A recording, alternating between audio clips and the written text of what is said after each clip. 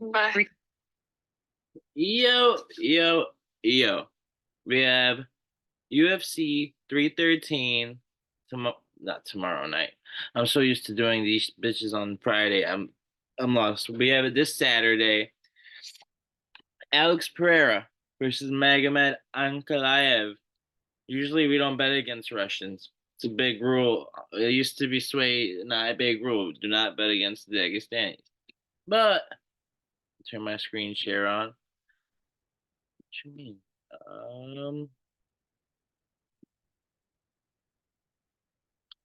Well, all right. Let me get my screen share on. We have Alex Pereira. He came in. He took the fucking UFC by storm. He was the guy who beat Izzy in kickboxing. Kind of made Izzy look like he wasn't that guy. And I mean, ever since he's come into the UFC, he's been a dog. He's on, I think, a six fight, or let's see what he is on. I think a six fight winning streak right now. Um, and he's taking on Magomed, man. Magomed deserves a shot. I thought when he fought my guy Jan Bohovic, I thought it was honestly, I thought at first I just watched the fight 5 minutes ago. Um, First round, literally either way, probably give it to Jan because of the leg kicks. Second round, clear Jan. Third round, I thought was clearly for Jan. Fourth round, Jan started a death gas. I don't even know how he made it to the fifth. He definitely Magomed's round in the fourth. And the fifth round, arguable 10-8 because Jan was so gassed he really couldn't do anything to defend himself. But Magomed was pretty tired too at the end of that. 63 or 83% of Pereira's wins are TKOs, 55% for of that of Magomed's wins are TKO. Look at this though. Magomed Ankalaev, it sounds like he's a grappler, right? It sounds like he goes after takedowns. What got him a scorecard in that Blahovic fight were takedowns. What got him to fight against Rakic, his last fight, was clinch control against defense, but he didn't get a takedown in that fight either. Like we could pull up the stats, like we could pull up the stats right here because Magomed just fucking clearly outstruck him, and he had 30-27, but there was a 29-28 in there too. And I know Rakic got good stand up. Like Rakic has decent stand up, and he's still top five light heavyweight is all I'm trying to say. I know he got knocked out by Jiri. He's had a tough run of opponents, but he's still very technically sound. And after watching the Jan fight back, and after watching the Rakic fight, I'm talking about Magomed, I did not see enough improvement to where I think he's gonna be able to knock out Alex, or if he gets after takedowns, I think Alex will be able to get back up. But that's where 45% of his wins come by decision.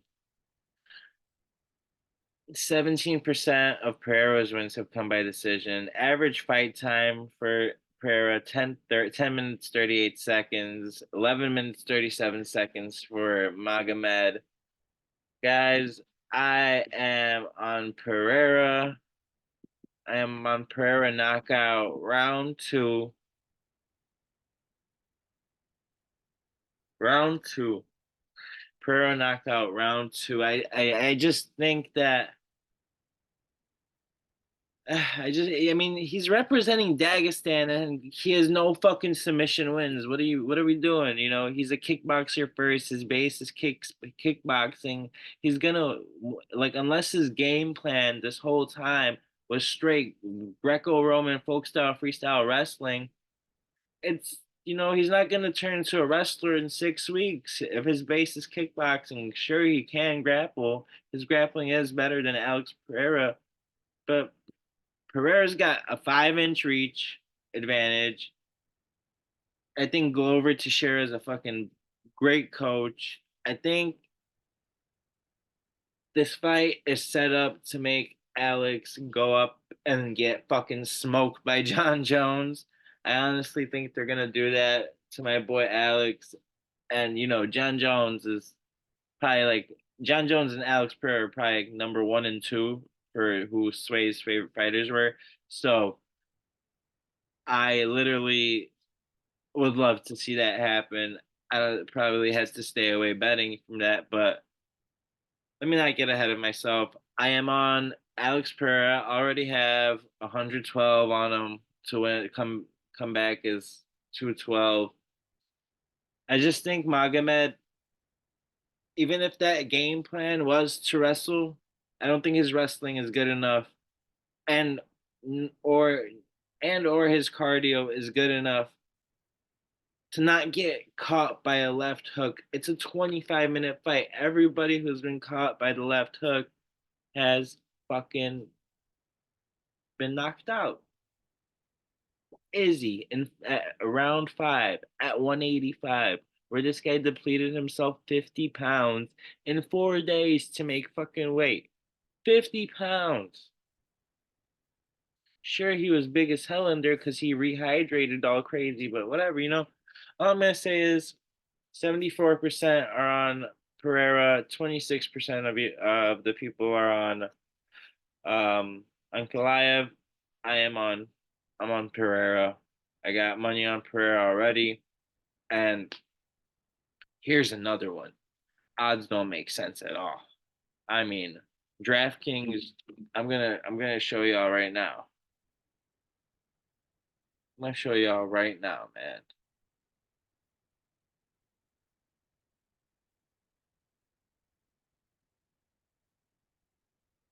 Plus 142.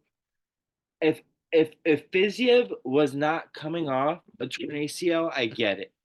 I know Gaethje just got fucking murdered his last fight by Max Holloway, babe. But fuck, I mean, like Gaethje is the one who had a camp. He was gonna fight Dan Hooker. Fiziev is the one stepping in on 2 weeks' notice. And what? He's supposed to beat the guy he already lost to? Like, make that make sense. Coming off a fucking ACL tear at that. So it's his first fight. Hold on, let's go to how do I get on his page, man?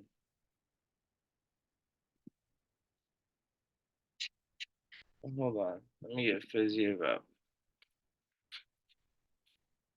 Rafael, it's his first fight in over like 18 months. I'm gonna guess off the top of my head. He's 32 years old though. He's a little younger than Gaethje. Um, 6-3 in the UFC, two losses in a row. One of them was the leg injury.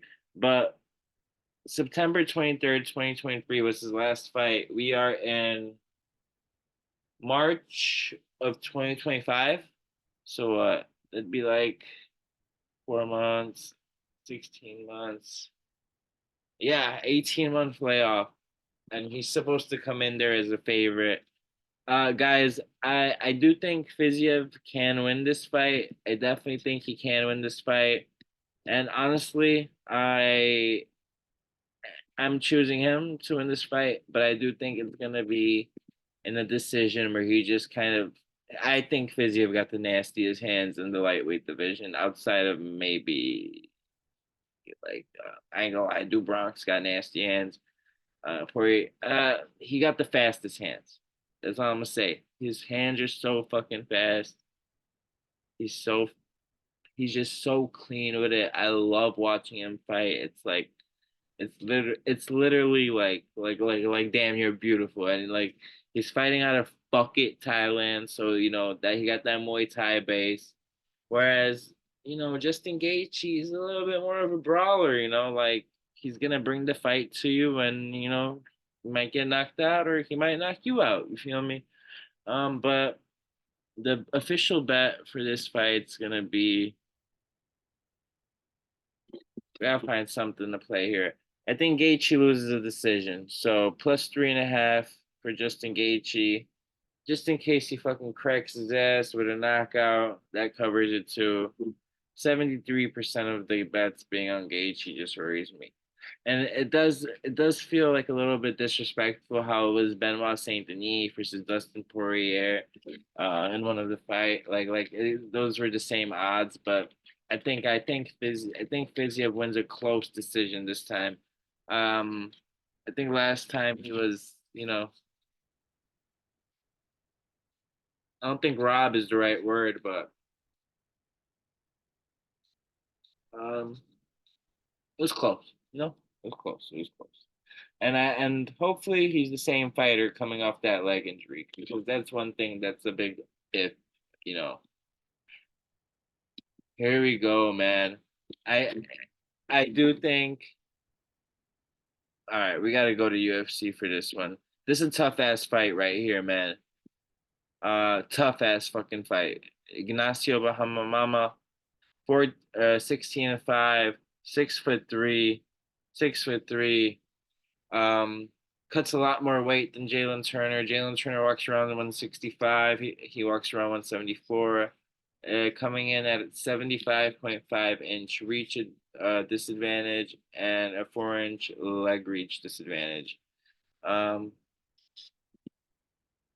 69% of the wins for Bahama Mama are by KO or TKO.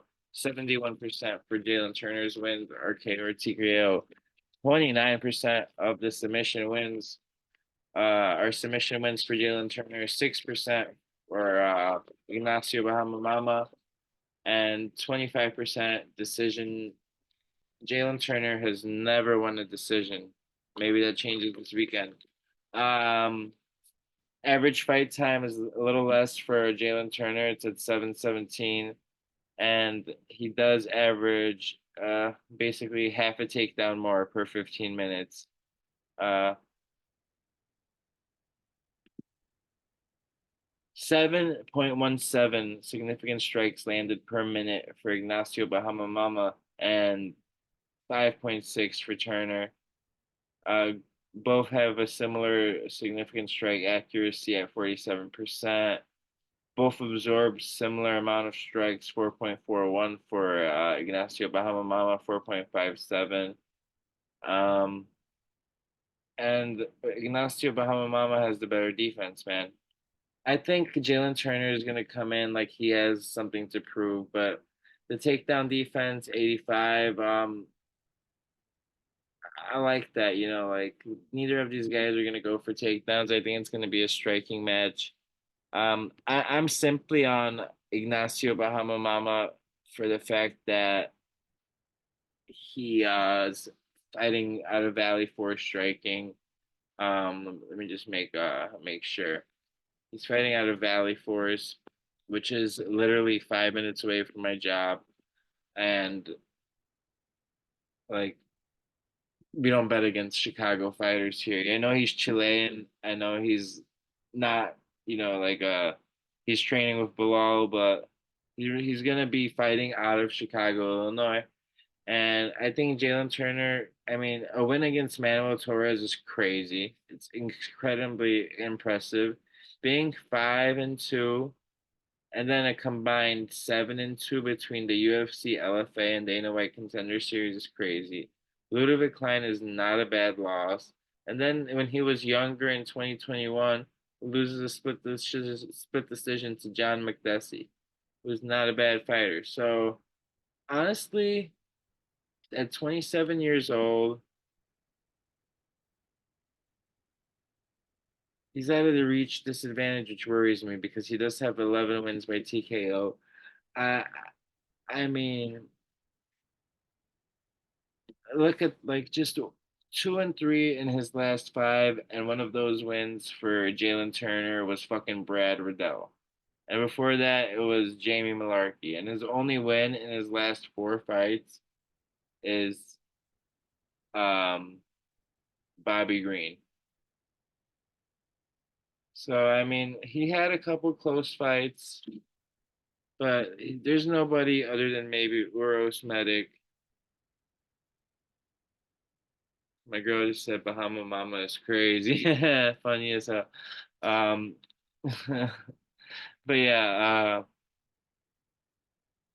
Uh, King King Green, like he almost fucking killed him. I think Bobby's on his way out. Let's be honest. Bobby old as hell. King, I ain't calling his ass King because the fuck, bro. Why are you changing your name to King? Um, yeah, I don't know. He was in some close fights. Jalen was, but man, looking at the level of competition for fucking Ignacio Bahama Mama, shit. I ain't gonna cap y'all. I think he takes it. I think y'all should jump on this bet right now before it balloons up to like minus 200. Although I do think more people are familiar with Jalen Turner, so they're gonna be a little bit more you know, they'll be more inclined to bet him because they simply know his name. But I don't know. He kind of made a fool of himself on the biggest stage at UFC 300, thinking he got a walk off TKO and then lost. And man, Ignacio Bahama Mama's only loss being Ludovic Klein, who kind of got. I mean, he's a dog wrestling, and I don't think Jalen Turner is gonna be able to take this guy down. So that's where we're at with this. Man, moving down, those top three fights were really the ones we're gonna take Bahama Mama with a KO early in the second round. Guys, this fight I actually am interested in. I think Yasmin Lucindo fucks up Amanda Lemos. I'm not even gonna cap. Like fucks her up. I mean, you really need a fucking filter. Of course, I don't have her down here, my bitch ass. Y'all might have to wait for me in a second. But Yasmin Lucindo right now she is a slight favorite. She's 23 years old. She's 5'3", 66-inch reach, and right now, why aren't they giving me her fucking favorite? Sure, she's gotta be minus 135 to Amanda Lamos's plus 114. 17-5 for Miss Yasmin Lucindo, 5'3", 128 pounds, 66-inch reach. Amanda Lemos, 14-4, 5-4, height 127, 65-inch reach, and this fight is at strawweight, I believe. Yes, strawweight. Yeah, strawweight. So at 115. 57% wins of Amanda Lemos come by TKO, which is crazy. But 47% of this girl's wins come by TKO. It's crazy for women's fights. They're both. I mean, I could see this fight not going the distance for a women's fight. You know, women's fights usually all take their whole 15 minutes, but I think this one could end early. I think Yasmin Lucindo gonna be able to get in there, get one of those takedowns. She lands 2.4 takedowns per 15 minutes compared to zero point 0.9 takedowns for Amanda Lemos. 57% accuracy with the takedowns, 63% for Lemos. 66% takedown defense, 61% for Lemos, and then she doesn't really go for submissions, but I think she is the better striker. She absorbs way less, a whole strike less per minute than Amanda Lemos does, and her striking defense is 22% better. Yasmin Lucindo, full max play. I know it's hard with the female fights to kind of give a full max play out, but I am all over that minus 3.5. Guys, next fight. We're gonna go quick with these next couple ones. Let's lock in Tapology together though. I'll take Yasmin Lucindo. We'll say she gets man, her striking is great. Round three knockout. Mauricio Rufy. I'm gonna take him in the decision. I think King Green actually no. We're gonna take him knockout round two. I think he's after his last performance, even though he still won, he was expected to kind of, beat the brakes off, bro. And he ain't really do that. It was really close fight. Yeah, I need to throw my shit.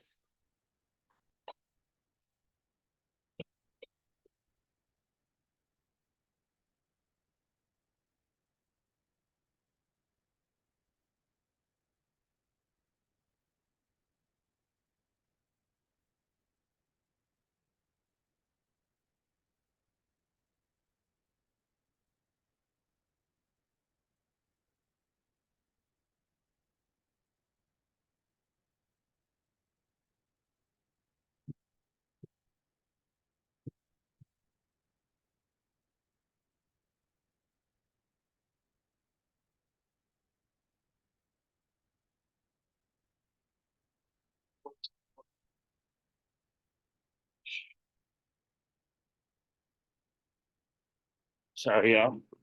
But we locking in Rufy KO TKO round two, man. Man, another guy representing the 606, man. We got Curtis Blades versus some new fucking comer. We don't give a fuck about. Um, Curtis Blades, journeyman at this point. I mean, the fight we all thought we were gonna get was Curtis Blades versus John Jones. The pandemic hit, gets knocked out by Derek Lewis when he was like a fucking 6-1 favorite, which is crazy. Uh, if he wins that fight, I wonder how his career goes. But he's 13-5 in the UFC. He's lost to Tom Aspinall. He beat Jailton Almeida with fucking hammer fist. He lost to Sergey Pavlovich. He beat Tom Aspinall, but it was a knee injury, so it was like a fluky win. It wasn't, it wasn't like a real impressive win where he went and fucking beat his ass. It was, it was an injury in the first round, and it was a real big letdown. I remember watching this shit with Sway. We both were like, fuck, we got money on Blades, and then thank God because Tom Aspinall turned out to be a fucking straight dog. But yeah, I mean, he beat Rosenstrike, he beat Volkov, he beat Junior Dos Santos, he beat Justin. I mean, he lost to Francis Ngannou, beat Alistair Overeem. He's beat, like he just can't beat those top three guys, and Tom Aspinall and Sergey Pavlovich, in my opinion. So it's like he got it, but against the newcomer, I think Blades just might fuck him up. Like, fuck him up completely. Especially if this guy doesn't have great takedown defense. He's got 6 wins by knockout. This guy Blades is fighting 3 wins by submission, 3 wins by decision, and 2 of his losses have come by decision. He's fought on the Contender Series. He had a fight in the PFL that went to a no contest. Uh, so yeah, he lost to Renan Ferreira, and then it got overturned to a no contest, probably because of steroids or some shit, or some like that, or maybe illegal strikes to the back of the head. You never know what the fuck why they overturn it, but PFL is weird. That's why UFC fucking is like the monopoly of like they monopolized fucking MMA fighting, but it is what it is. May as well fucking pay their fighters since they got that money. But we're going on tangents and shit. I think Curtis Blades makes fucking quick work of Rizian Kuriev. His opposition, I mean, he beat an 8-1 guy. Looks like his striking's pretty good. He then goes on to be 18-10 guy, 12-2 guy, 11-4 guy, 6-4, 5-0. I mean, those wins are actually really great. I mean, but before that, he faced an 0-0 guy, a 2-0 guy, a 5-0 guy, 12-6, a 33-34 guy, a 2-1 guy, a 3-1 guy, a 2-2 guy. And then the amateurs, he was, I mean, he did his thing in the amateurs. He has an amateur career too. It was about 14 fights or so. But 6 wins by knockout. I think Curtis Blades is gonna go for these takedowns. I think he's gonna get these takedowns, and I think yeah, even like a two-legger with Curtis Blades and Mauricio Rufy. You get to -169, and then maybe add a freaking oh Carlos Leal. You should have -125. God damn, I can't. It's so hard to find value betting on UFC. But running down real quick, like I said, I got Curtis Blades all day. And then I got Mauricio Rufy all day here too. In this fight, y'all, I'm gonna go through these last ones real quick. Joshua Van is the pick. Joshua Van money line. He's 12-2. He's coming off a win. He represents Myanmar. I didn't even know that was like a separate country. He's taking off Ray Tsuruya. I can't say his name. 65-inch reach for Van, 68 for Tsuruya.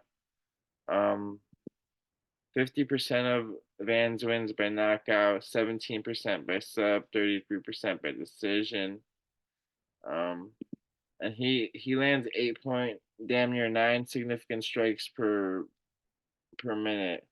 His accuracy is 54%, 5.82 strikes absorbed is worrying. But Ray Tsuruya is not a guy that holds a lot of power. 60% defense, 46% defense for Ray. Um, and he doesn't absorb strikes. He only absorbs 1.31 per minute compared to Joshua Van 5.62. But he also gives out 2.28 strikes, while Joshua Van almost gives out 9 strikes per minute. Clearly, one guy is more active striking than the other. If you catch my drift. Um, I'm rolling up at the same time. Look at this though. Joshua Van goes for 1.32 takedowns per 15 minutes compared to Ray, who goes for 6 of them, man. Or let me stop rounding up. He goes for 5.45 takedowns per 15 minutes. And he gets 50% of them. And his takedown defense is 50%, and 2.54 submissions per 15 minutes is pretty crazy as well. But Joshua Van, 80% takedown defense. This guy's only 5-0. Is decision here. Um,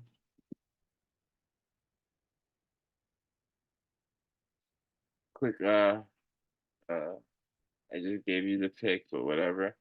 Um,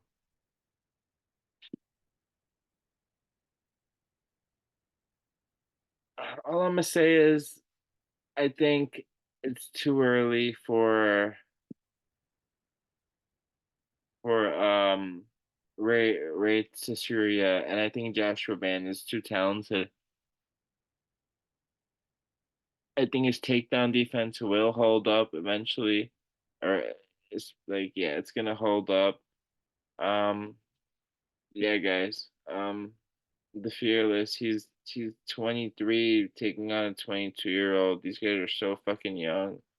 Um, yeah, I'm on the Joshua Van side, guys. I hate to like kill an undefeated prospect, who by the way is 10-0, not 5-0. 4 wins by KO for him, 4 wins by submission, and 2 wins by decision. I kind of wish you see like the fact that he's not the favorite. I would love to place like a +3.5 on Van to be sure because I know they don't like taking the O's away. But man, we'll go with Van decision. The rest, guys, y'all just gonna have to take my word. I think Bruno Ferreira Hulk gets that knockout early, round 1. I think Morono is tough.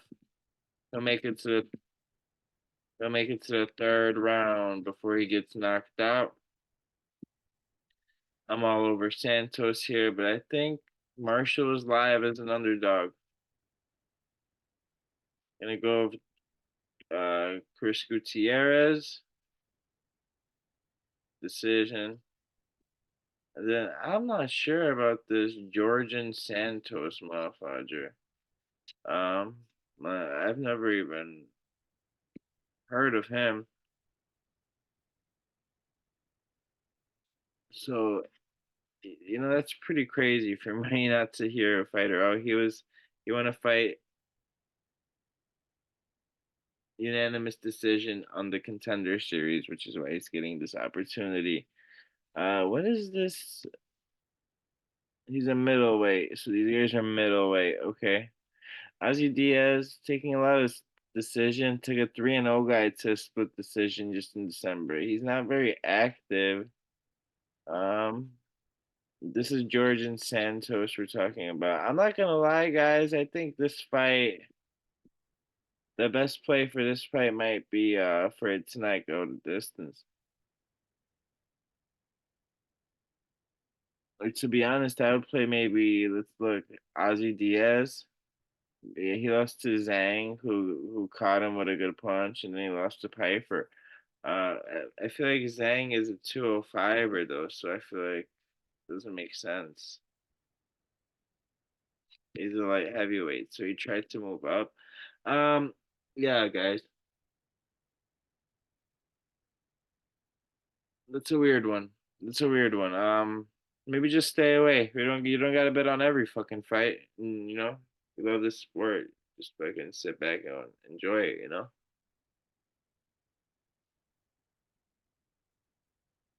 But officially, let me give y'all a rundown of the picks, and y'all know I always post extra picks on the fucking channel, or on the Instagram page and shit for what I got going on. But let me just get on Tapology and give y'all the rest of what I think is gonna happen. I think Ozzy Diaz, y'all. I think he's been in the UFC longer. We'll go with yeah, Ozzy Diaz. They lock everything in. Let me just see. So you guys can look at these are my picks. Like the KO, like the round. Of course, don't fucking follow me to a T on that. But this is basically like who I think is gonna win is who I think is gonna win here. So tail, tail, tail. Let's make some money this weekend, man. Long live Sway. It's forever Sway. Got my, fucking Ken Flores shirt on today too. Shit. But yeah, I'll never forget that flag, man. I'll never forget his White Sox version of the flag. And we love and miss him, and we got a collective like plaque that's gonna be part of like the UFC 313 canvas, because Yesue was one Pearl's biggest fan after probably his second favorite fighter after Jones. And I remember watching him see Izzy get knocked out by him, and it's just crazy that we were able to get everybody together to get this fucking plaque and just keep honoring Sway. Like that's like my goal in life. My goal in life is to make this fucking channel huge. Um, you motherfuckers better start helping me out. Y'all know who I'm talking to and shit. Because it's just me talking. If I had one of y'all to talk to, more people would be tuning in. But I ain't complaining.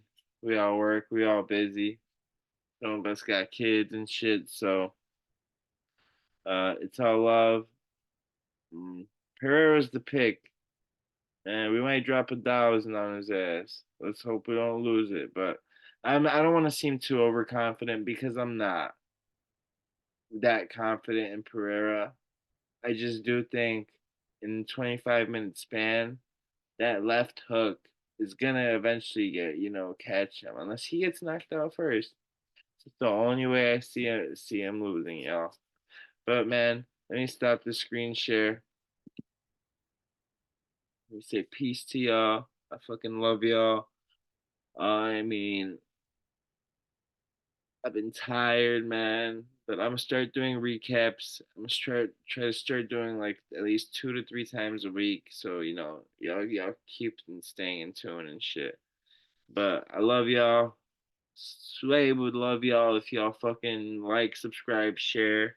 Y'all, the usuals do it, but come on, man. Let's get everybody doing that shit.